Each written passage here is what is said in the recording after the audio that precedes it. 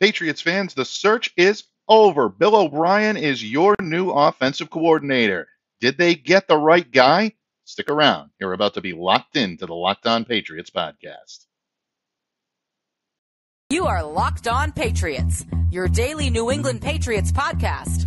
Part of the Locked On Podcast Network, your team every day.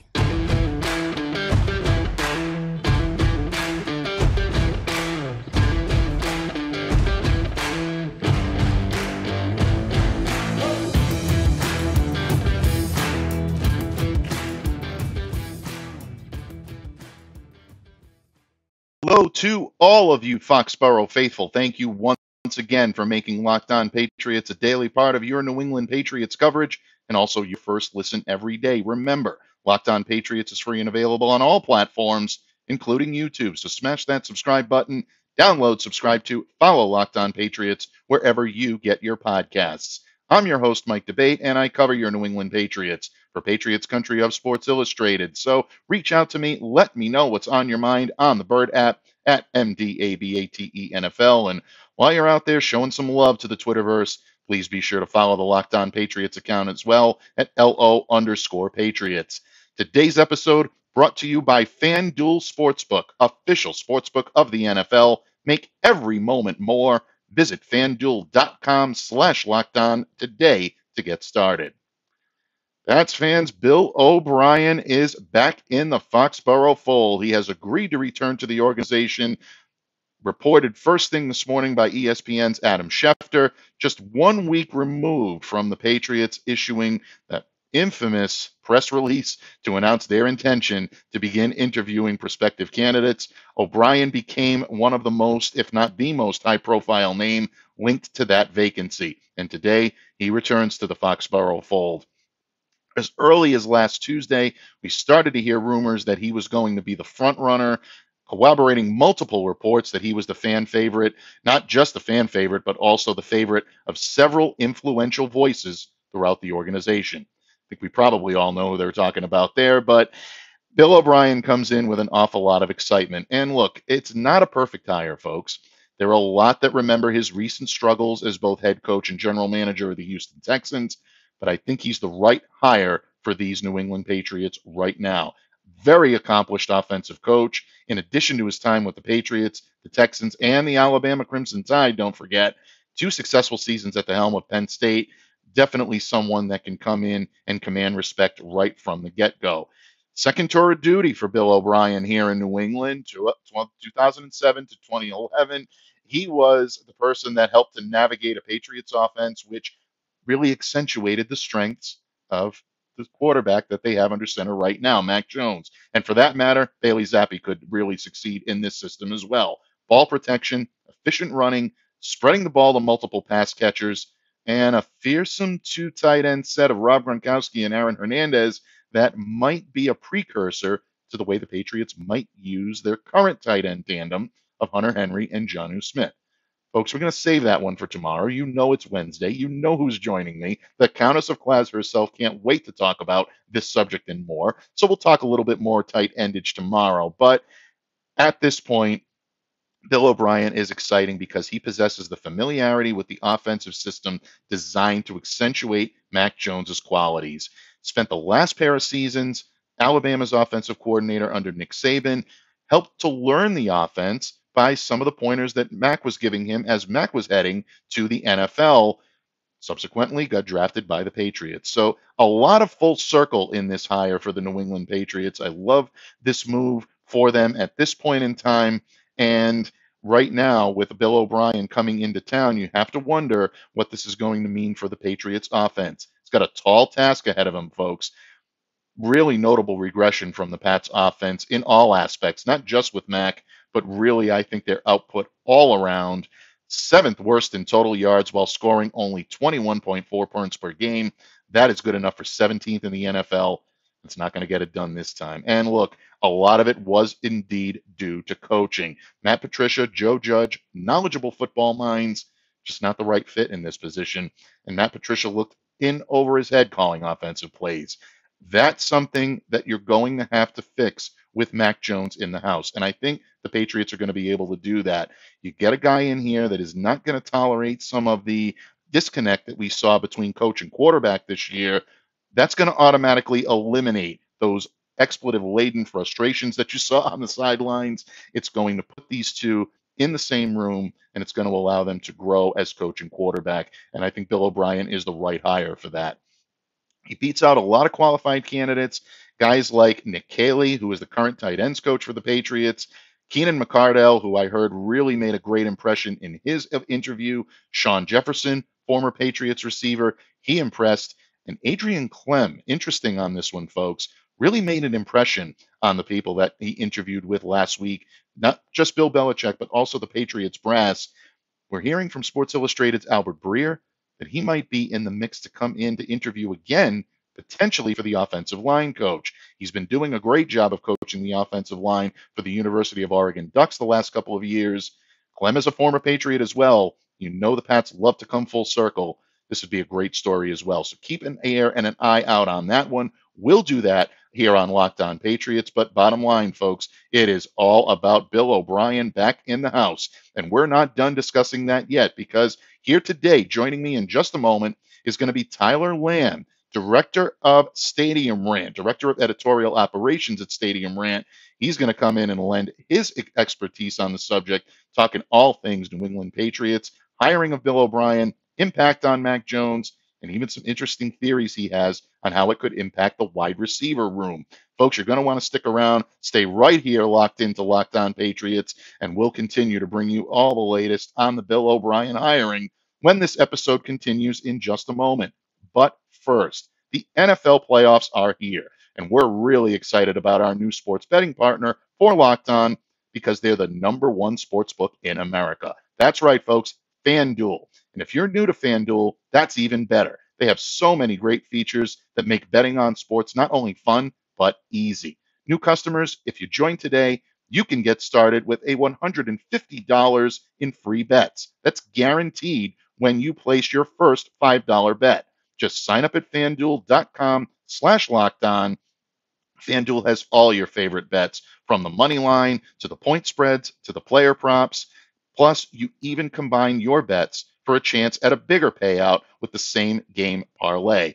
All in one app that's safe, secure, and super easy to use, so football fans do not miss out. Place your first $5 bet to get $150 in free bets, win or lose, at FanDuel.com/lockedon. Make every moment more with FanDuel, official sportsbook and the partner of the NFL. Patriots fans, thank you once again for making Locked On Patriots a daily part of your New England Patriots coverage, and also your first listen every day.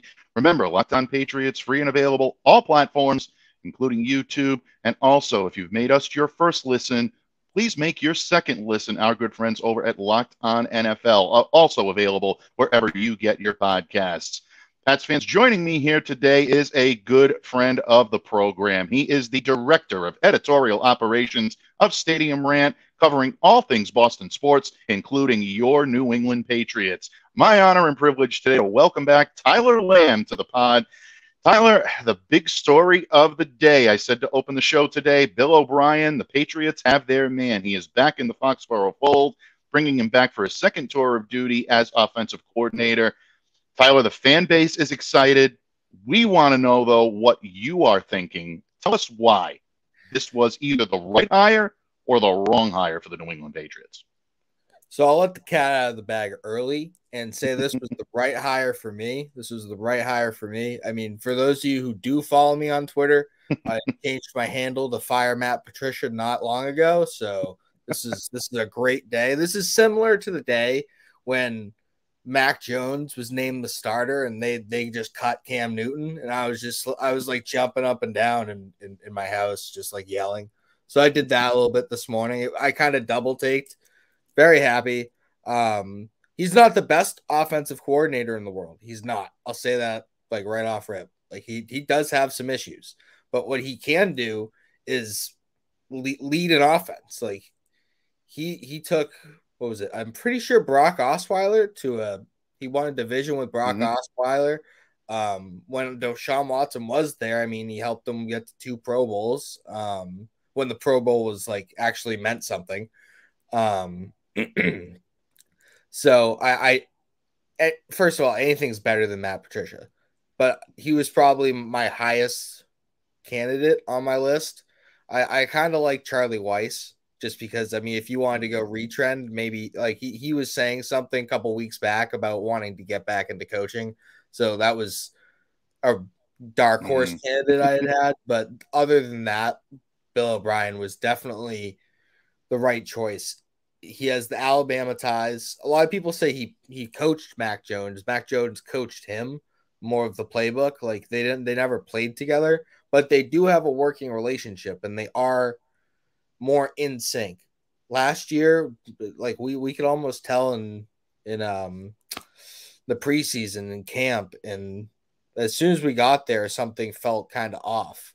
And with Matt Patricia and like in their chemistry, their rhythm, that all felt just kind of wrong. So with Bill O'Brien coming into the fold, I really think that they can get some of that rhythm back and really start building some momentum again that they had in the first year.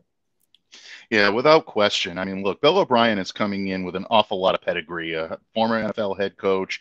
You know, for all intents and purposes, I know there was some blemishes on his coaching record, his GM record, definitely in Houston. But bottom line, this is a guy that can get the maximum allowable out of his players. And he's very good at game planning, and he's very good at coaching and leading men. These are two things that he's going to be called upon to do here in New England that you didn't see an awful lot of last year. So Patriots are unquestionably happy to have him in the fold. And not only that, but also what he's going to bring in terms of experience, in terms of play calling, and in terms of his being able to call a game the way Mac Jones needs to have it called, I think is going to be something big. And we're going to get into a little bit more, folks, when it comes to the impact that Bill O'Brien will have on Mac Jones coming up, because quite honestly, it's one of the bigger topics out there right now.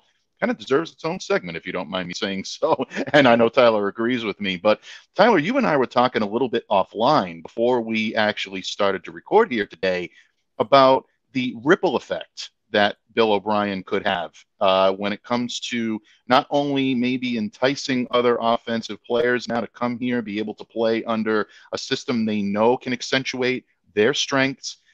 Guy who had a lot of success under Bill O'Brien, but also some issues, some complicated problems as well. DeAndre Hopkins, right now, all-class worldwide receiver from the Arizona Cardinals. Cardinals have let it slip. I don't know about slip, but they've basically put it out there that they're willing to entertain trade ideas for DeAndre this offseason. And the Patriots are one of the favorites in terms of the betting odds. Reason why, folks, is because DeAndre Hopkins and Bill Belichick have traded effusive praise with each other throughout the media. You really saw this back when the Patriots and the Cardinals hooked up earlier this season in Week 14. Nothing but mutual respect. But there is a complicated history between these two. Obviously, Bill was the one that traded DeAndre to Arizona in the first place. A lot of conflicting stories as to why that was. Still, there is an undercurrent of optimism out there that these two could end up working together again for the professional good, because DeAndre had his most productive receiving season under Bill O'Brien as head coach. So when you look at this, Tyler, how do you look now at the New England Patriots and their ability to entice other players to want to come here with the Bill O'Brien effect? Could it work positively or negatively here? So again, I think this all comes back to not having Matt Patricia, and because players like Matt Stafford openly said, like, I won't go to play with the Patriots if like Matt Patricia is involved with that staff. Like that really hurts your credibility around the league. Players listen to players. So having a guy like Billy O'Brien come back in and like if Bill Belichick can kind of smooth that relationship over with like the relationship he has with DeAndre Hopkins and the mutual respect they both have, then I think that they could definitely work something out. Looking here, like we can fit his numbers under the cap. His cap hit is pretty bad in 2023. It's $30 million, but I bet we can restructure it, take it down $3 to $5 million. and we have cap space to kind of burn. Nelson Aguilar is going to be off the books then. I might cut, if I were making decisions, I could cut Devon Godshaw and, save some money there and kind of fit that into the D-Hop trade. But then it comes down to compensation for the Cardinals. I really wouldn't give anything more than a third-round draft pick for it. You kind of look at the Amari Cooper to the Browns trade. Very, very skilled wide receiver, a little bit younger, less of an injury history, big contract, $20 million a year. They only got a fifth for him. The Cowboys only got a fifth for him. So D-Hop, kind of a little bit bigger of a name, can command a little bit more. I would say a third-round draft pick should be substantial. Maybe this year, maybe one next year, because of that's a similar price we got Devontae Parker for. I understand that that's not what many people think DeAndre Hopkins should go for, but again, he's 31. He's coming off a suspension year. He's definitely an alpha wide receiver. Probably would be the best player on our team if we traded for him, but he's not in his prime, and it's just a lot of draft capital to give up. But again, I'm saying this as trying to be an analyst, but if they traded for DeAndre Hopkins, I'd probably be the first one in line to buy a DeAndre Hopkins jersey. So, I think you'd have a lot of company in that line at the pro shop in Foxboro. No question about it. Yeah, and then as far as bringing other players in, having Billy O'Brien there, who just played in Alabama and was recruiting for them, he can bring a little bit more of that insight and development and player development and finding better offensive weapons, since that is his side of the ball and that is where he wants to or has been playing or coaching. So that's going to be a big thing, because the Pats haven't really hit on drafts. I would say 21 and 22 they have been a lot better than 18, 19, and 20. Because you go back and you look at 18, we had 2 firsts and a high second that year. We came out with Sony Michel, who definitely did his part during the Super Bowl run. No disrespect. Absolutely. Isaiah Wynn, who had a solid first couple years, but I don't really understand what happened. It really fell off. And then Duke Dawson, I think it was the second round pick there. Yeah. So yeah, when those players should be hitting their primes right now, playing for that next contract, and we should be wanting to give them that next contract.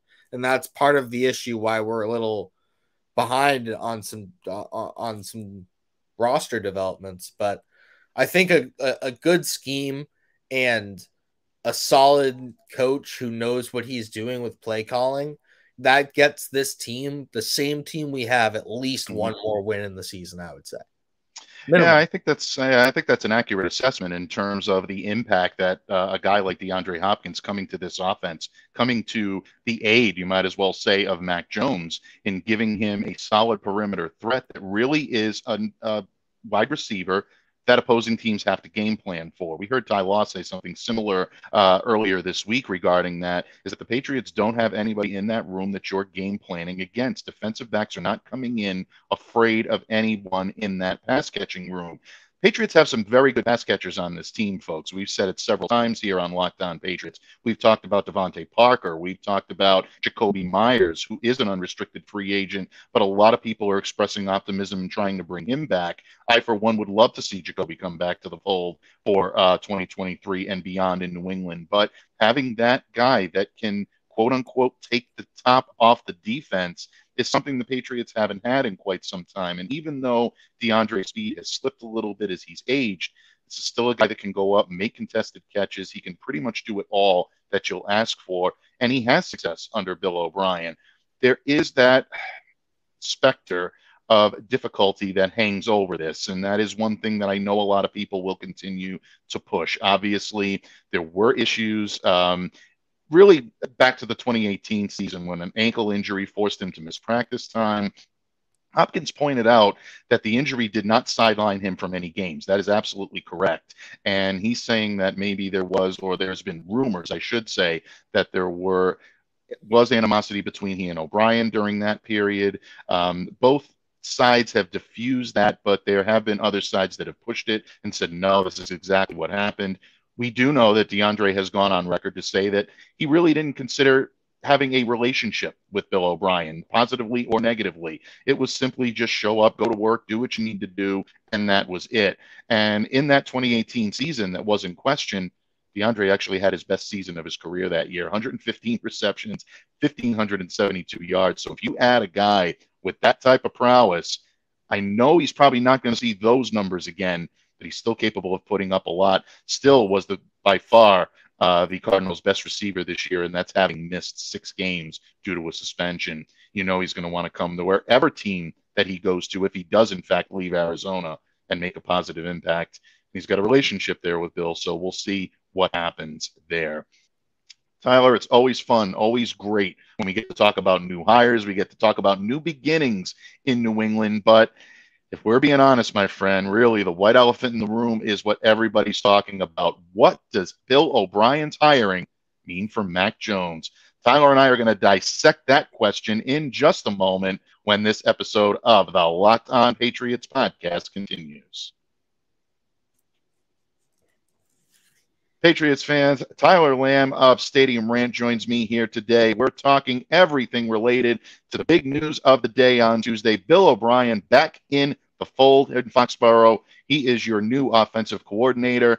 A lot of people were predicting that was going to happen. I was one of them. I know Tyler was one of them. We were all hoping that this was going to come to fruition pretty quickly, and the Patriots wasted no time this week in getting this done. So, Tyler, we talked a little bit in the previous segment about what the impact might be for the hire itself. We even talked about whether or not this may have an impact on bringing in DeAndre Hopkins or a receiver of his like, because the Patriots now have an offense that they can sell to prospective players coming in. But the big news here, I think, is going to be what this means for Mac Jones as quarterback. We've been hearing all along that Bill O'Brien is the guy you want to bring in if you want to, quote unquote, fix Mac Jones, bring him back to respectability.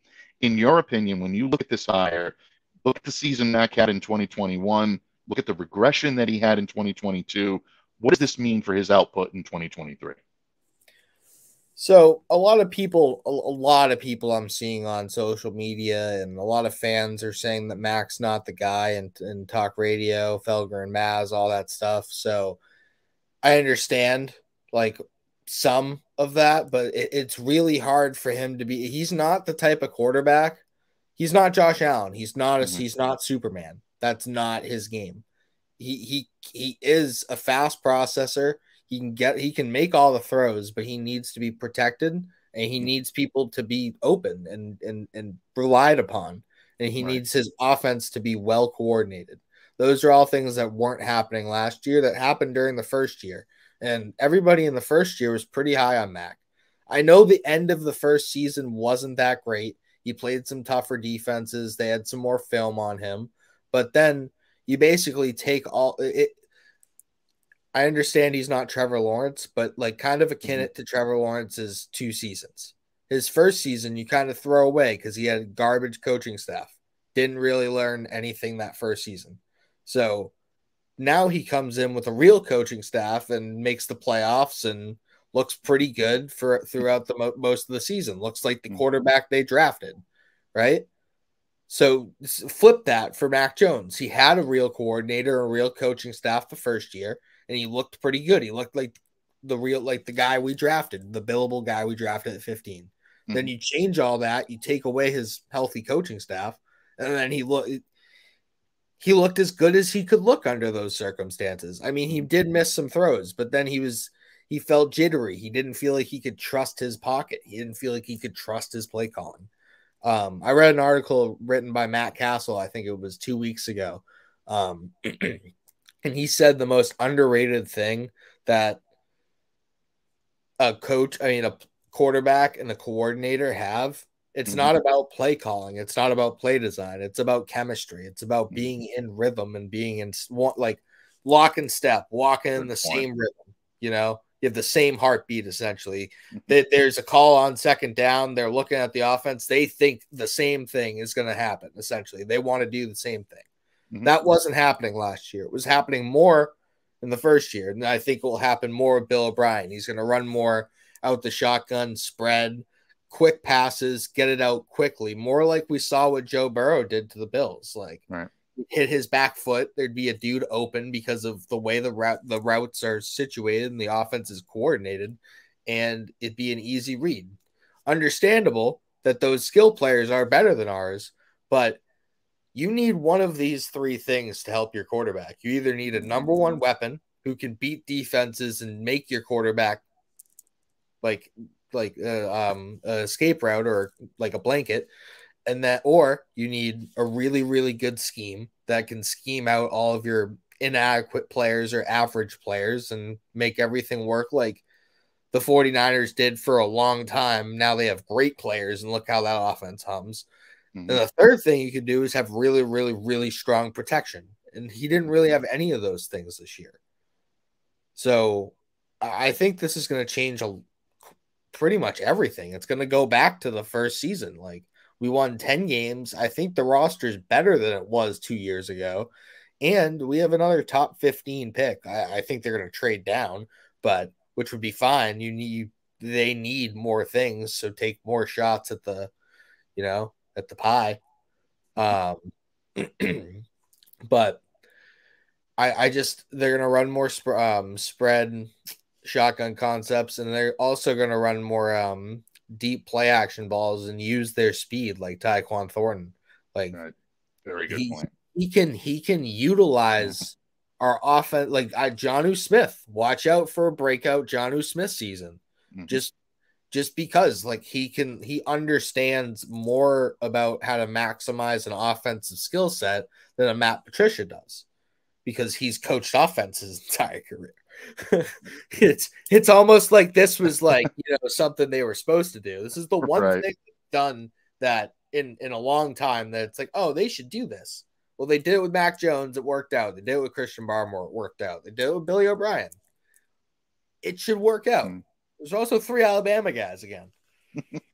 It's true. That Alabama pipeline from the New England Patriots is really interesting. And I think it starts at the top. It starts between the synergy between Bill Belichick and Nick Saban. Those two guys know each other. There's similarities in the coaching styles, not necessarily all that many similarities in the schemes and the game plans and the execution, but there is that synergy of these guys knowing how the other one thinks. And I think that's going to help Bill O'Brien and Mac Jones very much, because if you look at the type of offense that Mac ran in Alabama, and we've talked about this here on Locked On Patriots several times, and Tyler, we've even talked about this, offline as well. Mac was really proficient at running that type of an offense. You got a strong supporting cast of playmakers around you. You create plays, you lead your receivers under the defense, get rid of the ball quickly, you deliver it accurately where only the receiver can get it. This gives your playmakers the space that you need to catch, run with the ball. Murph, if you're listening, you're getting yak on this. There's no question about it. And not only does that put points on the board, but it helps to keep the quarterback out of the blitz. It helps to keep him out of duress. And that really is two things that the New England Patriots did not do very well last year. Bill is someone that can come in and run that type of offense. Mac helped acclimate him to that. He didn't teach him the playbook, folks. He didn't outline it word for word and teach Bill O'Brien how to coach Bama offense. But Bill has gone on record several times. He said it at the 2021 Cotton Bowl that he was very appreciative of the help that Mac was able to provide, as Mac was an outgoing, senior ready to head to the NFL, and work with him a little bit on the nuances of Bama's strategy.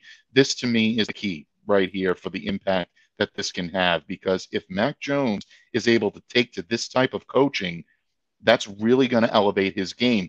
And let's not downplay the fact that Bill O'Brien is going to push this kid a little bit. Mac is the type of guy that wants to be pushed. He said it, several times this season. I want to be coached hard. Bill O'Brien is going to coach him hard. There's no question about it. Mac's going to have to deliver now. It's going to be on his shoulders.